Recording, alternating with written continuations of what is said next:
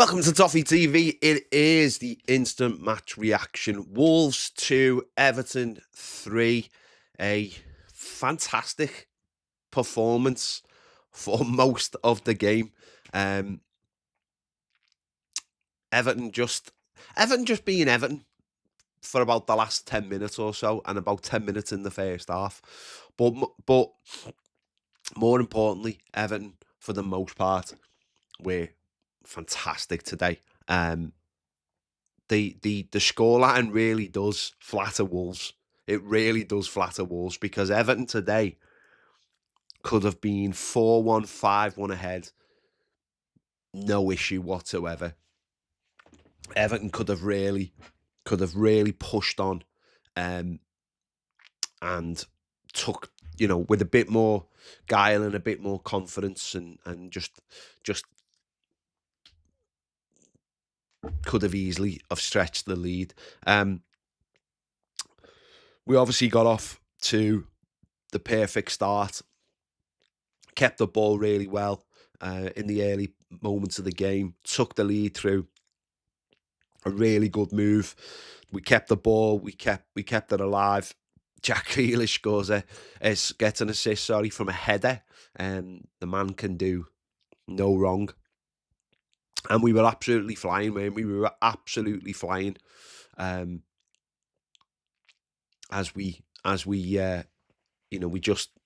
moved through the first half, but then a stupid little mistake really has cost us the lead when we were just cruising. We got a little bit sloppy, I must say. We got a little bit sloppy, and I don't know if I'd put cockiness in there, but we got a little bit sloppy. Maybe overplaying the passes. Maybe some players who aren't as good as other players got carried away with what some of the good players were doing. Let's just say. And we allowed them to get back into the game. They utilised the space that Jack Grealish, just Jack Grealish not getting back, really, which I'm not really that bothered. Pulled Michalenko up a little bit of pitch, dragged over Michael Keane. And for some reason, James Tarkowski decides just to point to James Garner and say to James Garner, you have that man, when number one, the communication was really, really poor. Really, really poor. And number two, he should have just dealt with it. Keane can't get over for the cross. It's just a straight forward ball into the box. And for some reason, as I said, Tarks has just left the man to James Garner, and the lad swept it in. And it was just a completely undeserved equaliser. Which that should have been the end of the defensive mistakes, but it wasn't.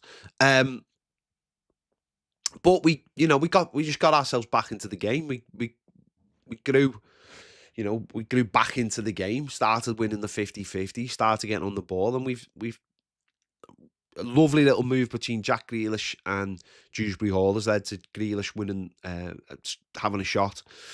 Comes out to their right-hand side, and Michael Keane does brilliantly to keep the ball alive, help win it back. Cross comes in, nice little step over by Beto, and Njai sweeps it in to make it 2-1. We go out for the second half with the same confidence, and before you know it, it's 3-1. Lovely little lifted pass by Jack Grealish, and Dewsbury Hall smashes it into the back of the net. And at that point, we were playing some absolutely wonderful football. We were just, it was all, Jimmy Garner was just sitting in front of the back four, just dictating the play. The wide, Njai was loving life. Grealish is winning fouls, but also, knitting it all together. Dewsbury Hall, even though he was on a booking, was pressing really high, helping win the ball back. Beto was being a menace, and we were really, really flying, and we should have gone on and scored more goals. I think we had a couple of opportunities. Certainly one's fallen to a Disagana Gale on the edge of the box, where he probably should have done better, or we should have done better beforehand. It was such a great opportunity, and there's just a couple of moments like that where really we should have not finished off the game, but for ourselves, pushed on and scored more goals, but we didn't. And there was just a few little things started creeping in again, like going back to the goalkeeper, and then that causing not Pickford directly, but going back to the keeper and allowing them to get up the pitch. Whereas what we've been doing in our best spells was pressing really high and pushing them back and giving them nowhere to go. And they weren't even they'd made subs, but they weren't really being aggressive. And they've got a goal out of nowhere. Absolutely nowhere. A ball comes in from the lad drives through the middle, the ball's on their left, comes in like the first goal, and Michael Keane doesn't react to it going across him. And Michalenko is not awake to the man in front of him. He just puts it in to make it give them their second. And we've needed a Jordan Pickford save late on, and the rebound being pushed wide to get the 3 points. Where really we should have cruised to victory. We should have absolutely cruised to victory. But you know what? Listen, we've looked really good in spells there. Really, really good in spells. And I think it's up to us now as a team to just learn. I think the subs they made subs, and I don't know whether we reacted too slow or I see, there's did the players come on show enough? Is the balance of the players coming on good enough? Well, Barry's going to find his feet, and Inabuna's the same. So Alcaraz comes on obviously late. Maybe that's the little area where the manager's obviously going to be looking and thinking, can I improve on that? If I take a Disagana guy off, am I going to have a player who I can bring on who's going to do the same job and have the same impact? With some players, of course, that's not going to happen. If you take Jack Grealish off, you're not going to get a player as good as Jack Grealish. But that has to be the little thing. There's little things today I think the manager will look at. Still think a right back is a massive area where we can improve in terms of keeping the ball and our attack and play. I think Jake O'Brien is doing a really good job there. And obviously he's a centre-back. He's a centre-back playing right back, and then he's been asked to play attacking right, like attacking right right back. I think that's an area we can definitely improve in that area. And obviously the backup for some of the players. But let's wait and see. We've got a couple of days now, haven't we? And we've got a couple of days to see if we can bring in some players. Obviously, Schmidt looks like he's heading to Rangers, and that's a permanent deal. So you'd imagine the manager will look to bring someone permanent, whether it be a striker or a hybrid striker. We'll have to wait and see. But it was just when we were playing well today. I mean, at 3-1, as I said before, you were just expecting us to go on and get a fourth and then possibly a fifth. But it was always going to be, if you give a team with 10 minutes left a sniff. And what's worse is they absolutely didn't deserve to be in the game because we dominated the game so much. And it would have been really annoying if we hadn't got the 3 points today. If we hadn't got a point, wouldn't have been just reward for how we'd played for 70 minutes today. As I said, there was 10 minutes around when they scored their first goal, and it wasn't even after they scored their second goal. It wasn't like they went on and battered us or anything. We had opportunities when it got to 3-2. But we 2 wins out of 3. We all obviously know the Leeds game was absolutely dreadful, but we've come on leaps and bounds since then. Players like Jack Grealish, Dewsbury Hall have obviously settled into the team. I've added absolutely loads to the team. Michalenko coming back has added a balance to the side, even though he still doesn't look. I mean, he only came back on Wednesday, and this is his first Premier League game, so he doesn't look fit, but he'll have benefited massively from playing the full 90 today. I think James Garner, as I said before, coming into that 6 role, he looks totally suited to that. Now, don't get me wrong, I'd like another one as well, but he looks totally suited to that role with a Dewsbury Hall and a Disagana Gay doing the pressing and him just sweeping up behind, being able to get to the areas he needs to get to. And as like Jack, when you've got a player like Jack Grealish, who's as technically good as he is, barely loses the ball, wins fouls all day for you, even when some of them maybe shouldn't be fouls. Um, but it's night and day, isn't it? It's night and day. We're trying to play football. And Jai on one side, and again he's got another goal coming in at the back post. He's got another goal. Beto today getting a goal nice and early, settled him down.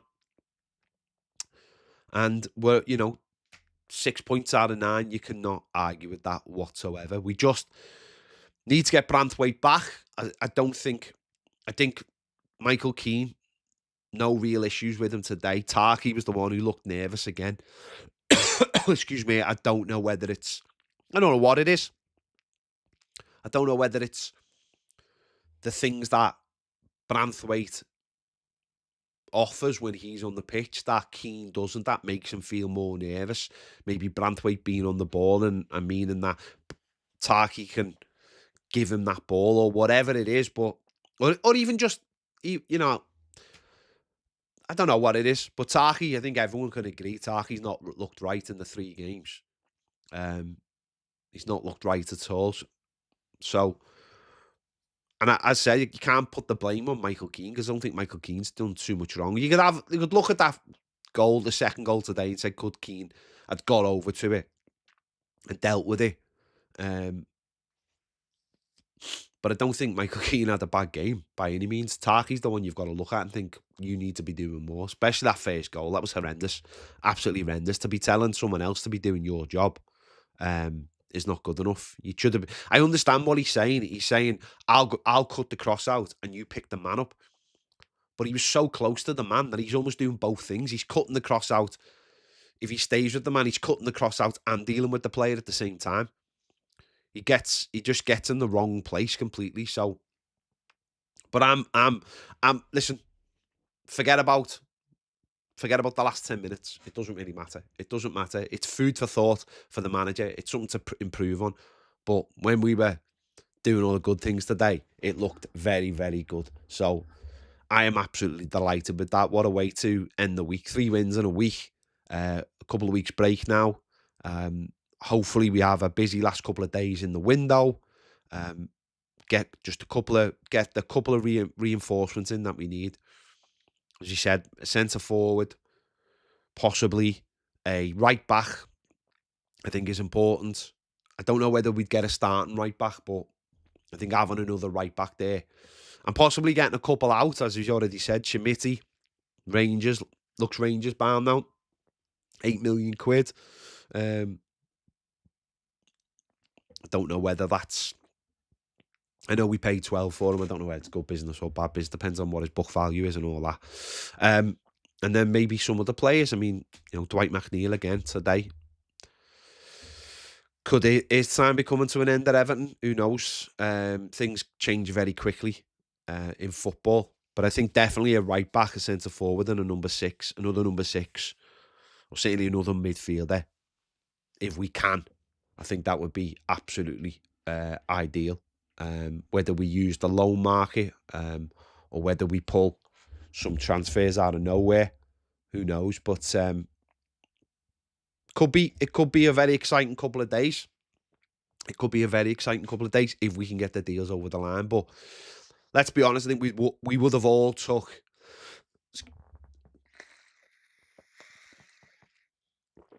Excuse me. I think we would have all took 6 out of 9 points at the when we saw those transfers. When we saw those fixtures. So yeah, happy with that. I can't talk all day because I simply can't talk all day. So, but I will be back to do my player ratings. Not It won't be too long because I just want to get this over and done with. I've been sick for the last few days, so I'm sure you have noticed. Um, so yeah, I will be back very, very shortly. No idea when Baz will be doing his videos. Uh, I can't really say anymore, but yeah, I'll leave that to Baz. But I'm not sure when he'll be doing his videos, or even if he does his videos. But don't forget, um, tomorrow we are doing 24-hour live stream. It's in aid of the Kevin Campbell Foundations. There's already a link on our social media accounts, I imagine. Certainly on Twitter. If you want to donate already, but we'll be doing 24-hour live stream. Loads of people coming into the studio. I'm informed. I've been completely out the loop for the last few days.